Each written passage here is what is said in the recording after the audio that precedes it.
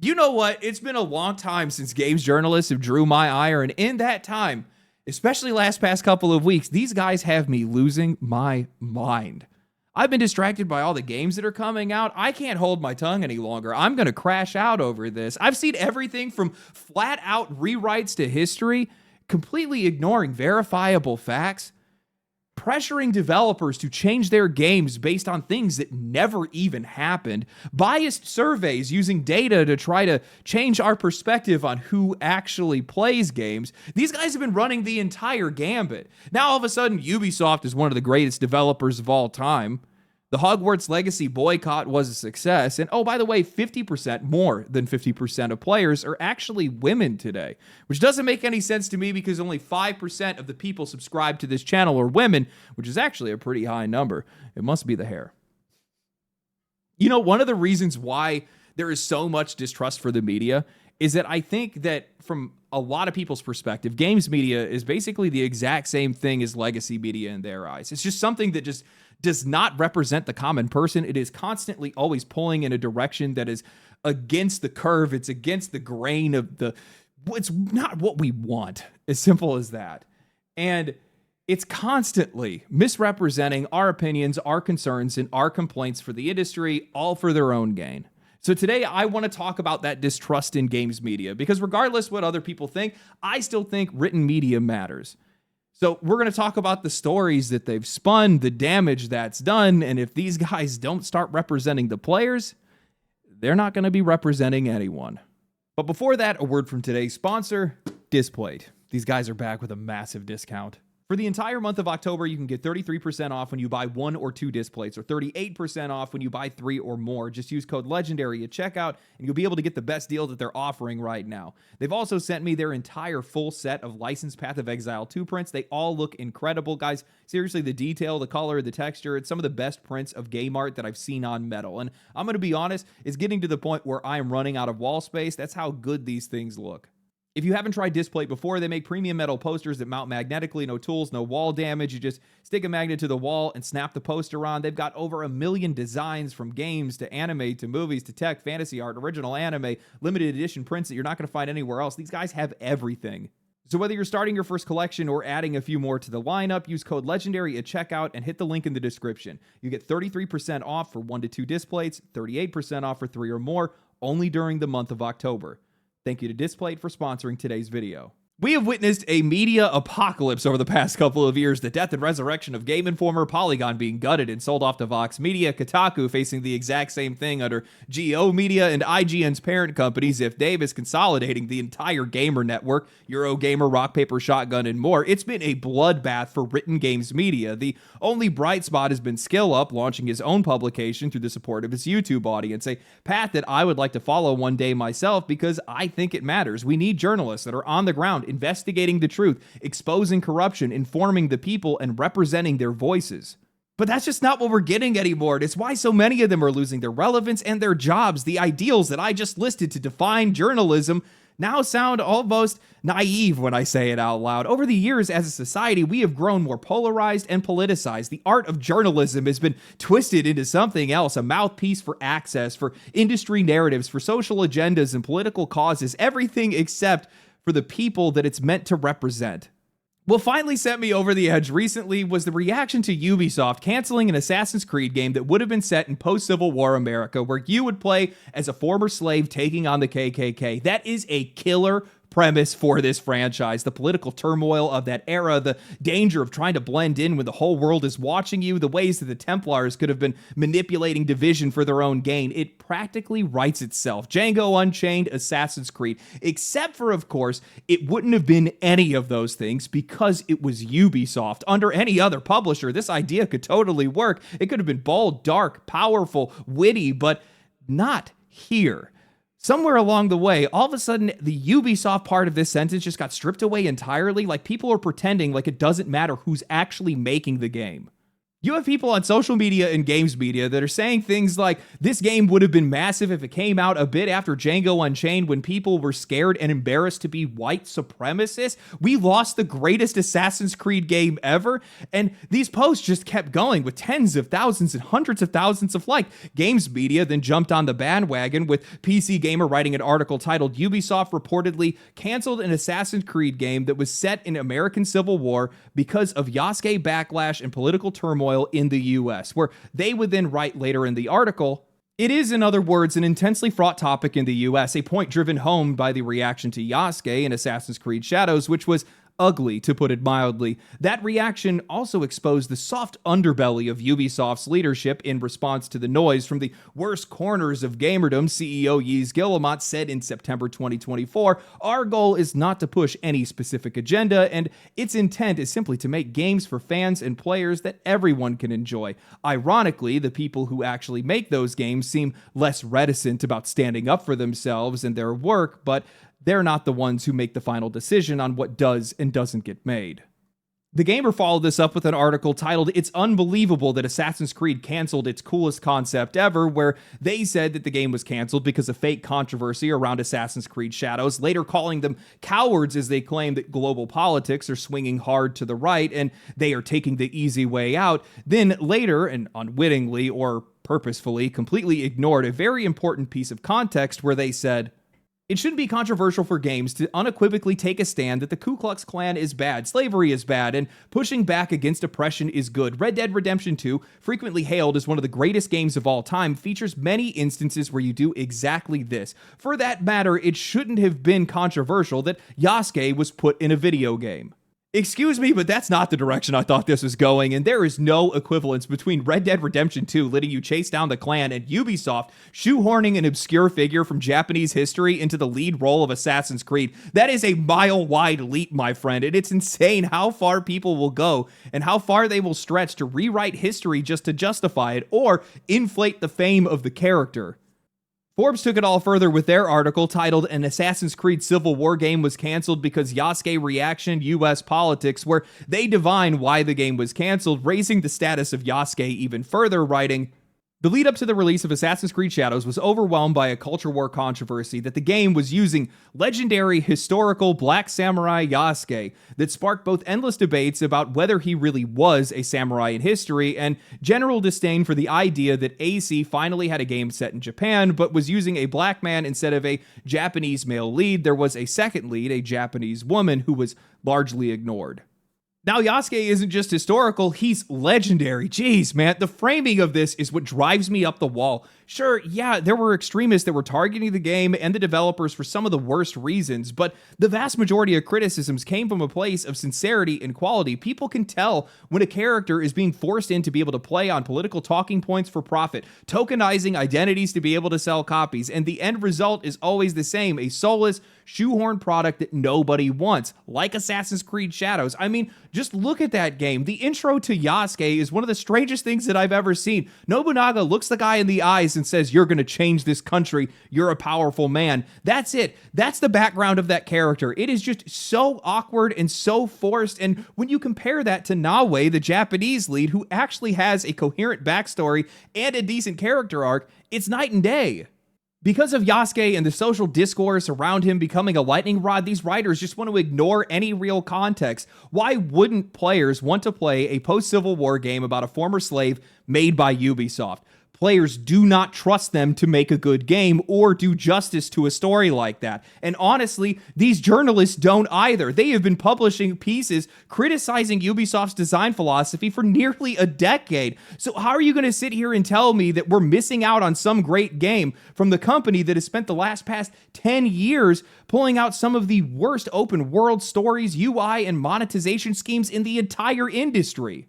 It's like these guys are just completely ignoring who we're actually talking about. And the funniest part is that Ubisoft's leadership can't even keep their story straight. PC Gamer can't either. They were just the ones that were quoting the CEO saying that our goal isn't to push any specific agenda. Yet just last year, in the response to the backlash over Assassin's Creed Shadows, they quoted Mark Alexis Cote, the now former boss of Assassin's Creed, giving a speech like, As the authors of How Democracies Die so powerfully stated, democracies crumble when good people stay silent. The same is true, I think, of our creative vision when we allow fear to stifle our voices, when we self-censor in the face of threats, when we hand over our power piece by piece until freedom and creativity wither away. We cannot let that happen.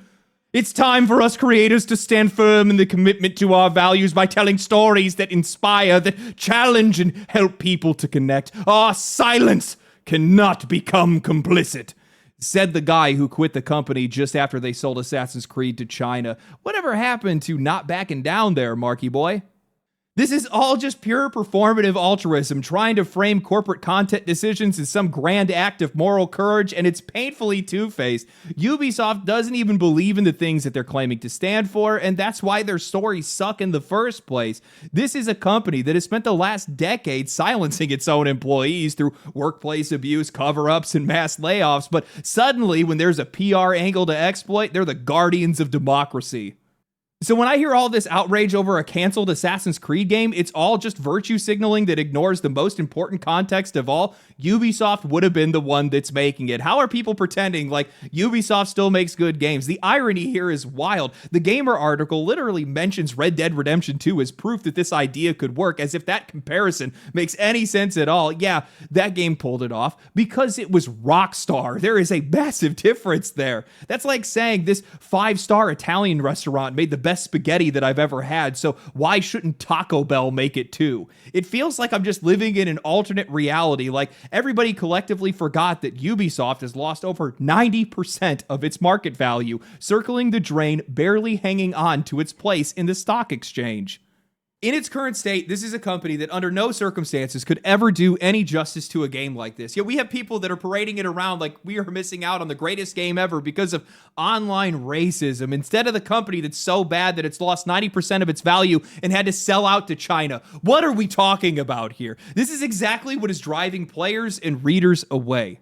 It's the straw manning, it's the complete lack of awareness, it's just the rewriting and ignoring the truth. Why are people so mad at Ubisoft? I don't know. Maybe it's because their games suck. That's where 90% of this stuff is coming from right now. How could Red Dead Redemption 2 do it? Because it's one of the greatest games of all time. It's a thoroughbred experience. It's a game of a lifetime for a lot of people. It's a game that came out and its only sole purpose was just to be the greatest game it possibly could be, and that's just not what Ubisoft is known for. I don't think they've ever been known for that. It is so unreasonable to frame it like this and completely ignore the context of how bad this company is and how long that they've been this bad. And that frustrates me. That frustrates a lot of other players. And it makes us feel unheard, ignored. And more than anything, it feels like people are being labeled as people who do not like a character because of their skin color, when that couldn't be any further from the truth. This is one-sided representation. It is surface level, and above all, it's offensive. And I don't understand how these guys haven't figured it out yet. It's embarrassing is what it is. You know, another thing that I think really frustrates players is that these kind of narratives, once they get spun up and they all start talking about it, especially because a lot of these guys agree with one another, they become a monolith. They blot out and rewrite what players are actually concerned with, and then as a result, we're either ignored or painted as villains, and the games that come out aren't the games that we're looking for. As a result, these companies lose money, these developers lose their jobs, and these guys, they just keep doing it. What the industry hasn't accepted, and I think some of them are starting to, is that while journalists and reviewers can offer useful insight, their tastes, their opinions, and their values often do not line up with actual players. Building your entire product around their feedback doesn't broaden your audience, it shrinks it. You're not selling to journalists, you're selling to players. Just look at Dragon Age the Veilguard. That game scored a strong 80, praised as a return to form by critics, but it still missed its sales targets by 50% and ended up with layoffs at BioWare. I think that's the real danger of this divide. When critics and writers start thinking that their perspectives represent the audiences, their words stop reflecting reality and start shaping it instead. You can see it in the way that these articles keep getting published, where outrage or controversy just gets recycled long after the audience has moved on. The Gamer recently ran a piece titled Hogwarts Legacy 2 Can't Sidestep the Franchise's Biggest Controversy, where in it, they talk about how the sequel needs to change due to an online boycott against J.K. Rowling, saying, Unfortunately, Hogwarts Legacy was unable to unmuddy the name of the Harry Potter franchise. While the game may have been met with positive player and critic response, it also was the subject of boycotts upon release. Avalanche Software and Warner Brothers Games tried to placate fans within the game itself, but the developer's attempt was poorly received. It goes without saying that Avalanche Software and Warner Brothers Games cannot try to avoid controversy the same way Hogwarts Legacy did in the game's allegedly slated sequel. The article then goes on framing Harry Potter as a cultural monolith, saying that the franchise has dominated pop culture for years and that Hogwarts Legacy is its most successful video game adaptation yet. Then it starts digging into Rowling herself, saying her comments on the trans community have essentially reduced the legacy of Harry Potter from a juggernaut in young adult fiction to a nostalgic but messy memory, and even ties it back to older criticisms of the books, like portrayals of people of color, and uses it to frame Hogwarts Legacy as a part of a damaged brand. The article concludes by claiming that nothing Avalanche or Warner Brothers can do will ever fix Rowling's harmful statements, but they should still strive to improve the brand's trans representation with Hogwarts Legacy 2, supposedly to avoid another boycott.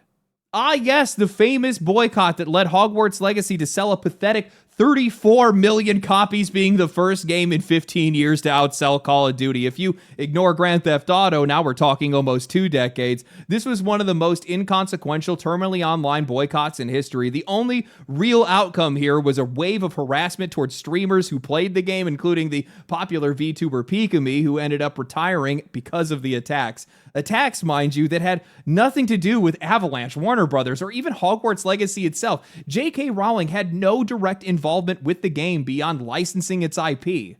This is just so unreasonable. What is the expectation here? We are so many layers removed from J.K. Rowling's involvement that any backlash at this point is just performative outrage. What are the developers supposed to do? Make a completely different game because you don't like the author's tweets? If we applied that logic everywhere else, we'd be tossing out half of history.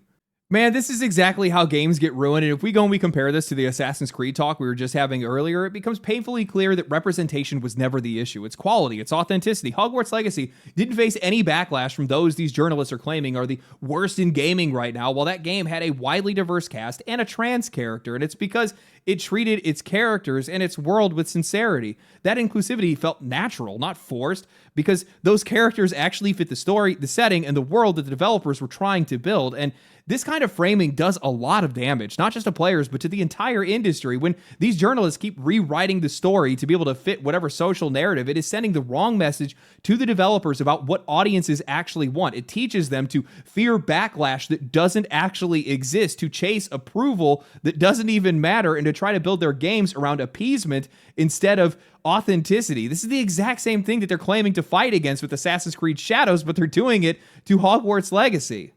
What makes matters worse is this kind of framing is just forcing the conversation into this one-sided place where equality stops being about fairness and starts being about compliance, where there is only one version of representation that is acceptable and any deviation from that is labeled as problematic. That mindset does not create better games or stronger communities. It is just alienating the people who are actually playing these games.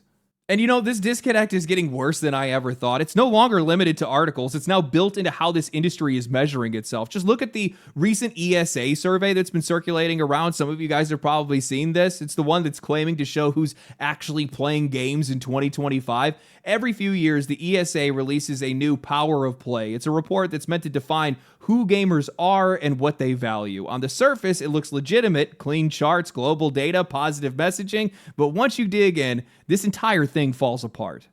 The big headline this year is that 48% of gamers are women. Sounds like progress until you realize how they got here. That number lumps in mobile gamers with PC and console play, and mobile makes up the majority of both of those players' playtime, but that's not the exact same audience of the people that are buying long-form games or supporting these studios. Counting someone who's playing Candy Crush on their phone twice a week as the same kind of person that's buying Baldur's Gate 3 or Elden Ring kind of feels like manipulation to me.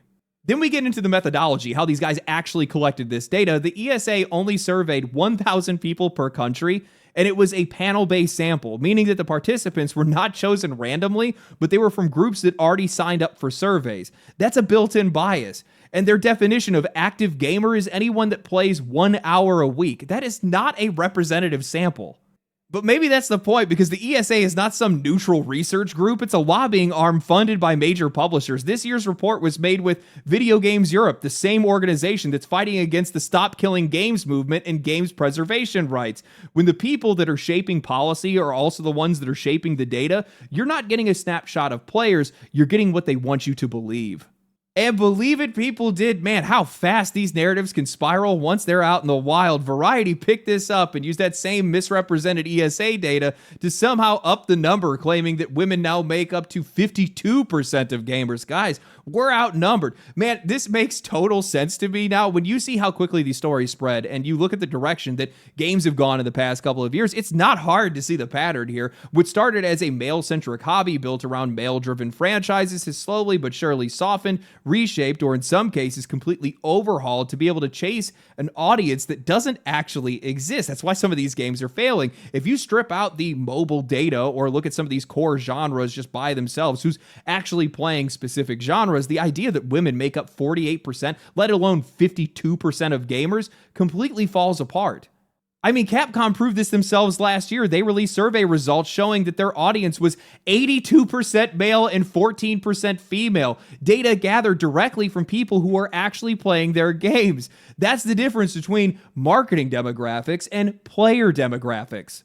Yet that ESA survey was parroted by almost every major outlet, went viral on social media, and faced zero pushback. Nobody questioned who conducted it, how it was gathered, or what interests were behind it. And that's how misinformation will cement itself. The data just gets reported as fact, it shapes public perception, and before long, developers are building games for audiences that don't actually exist. And honestly, this explains so much of the friction that we're seeing between studios and players today. These games are not being made for the people that are actually playing them. These players aren't being represented, they're being ignored. I'm not saying that games shouldn't appeal to women, of course they should, but context matters here. If you're Capcom and 80% of your audience is male, what do you think happens when you approach that same series, assuming that half of it isn't? Look, guys, I know. I see the comments, the posts, the clips. You don't hate journalists enough, and I get it. I really do. There are legitimate criticisms to be had, and we're having those criticisms right now, but I still think that there's immense value in written media and written data, and that's why I always try to take out the time to call out the bad while highlighting the good. There is something so permanent about a written article, something that lasts, and there's something just so fleeting about verbal discourse. Even videos like this, writers will take a slower, more contemplative approach that you just don't get anywhere else, and I think that that's essential for critical thinking. And man, do we need critical thinking right now. My respect for journalism has always been obvious in my work. Every one of my videos is built around 4,000 or 5,000 word essays, researched, written, rewritten again in some cases, trying to find the right balance between fact, opinion, and conviction. So when I make a video like this, it is not out of disdain for the medium, it is out of respect and a genuine desire to see it course correct, because, man, it really needs to happen. The entire reason that the industry is trying to push the narrative that there are more women that are making up the gaming audience is specifically because they want their money. On average, women spend far more and far more often on non-essential goods, especially luxury items, and gaming is included in that, or video games are included in that. And I mean, just think about it. Fitness and beauty are like the second highest paid advertising on YouTube, just under finance. It's where the money is going, and that's where these guys want to go. They think by pushing the idea that more girls are playing and tailoring some of these games towards women is going to be able to get them to tap into one of the most powerful consumer groups in the entire world. And that's what they want right now. Boys, you don't understand. We do understand. We're cheap. We stick to the same brands. We rarely move around. And that makes us one of the worst groups to sell anything to. That's why these guys want to try to get away from us if they possibly can. I really need to make a whole video on this topic.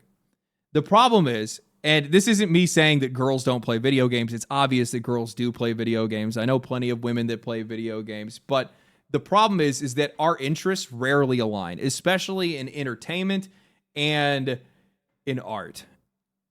That causes some problems, because if you're making a game that's intended for a completely different audience, you're just going to lose the other one that you already have, because they're just not going to be interested in the exact same thing. That's not to say that you can't bridge that gap. You definitely can. Narrative-driven RPGs, that totally makes sense. Baldur's Gate 3 sold gangbusters. A first-person shooter, that one's a little bit more difficult. That's a tough bridge to cross.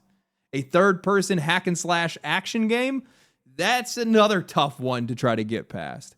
So you have to pay attention to the kind of genre, the kind of game, a lot of other details. That's why blanket data like this can be so damaging, because if you just ignore the context of who actually plays these very specific genres on very specific hardware, you're going to have a really bad time. These writers should be looking into this. This is something that should have been immediately investigated, and I didn't see investigated anywhere.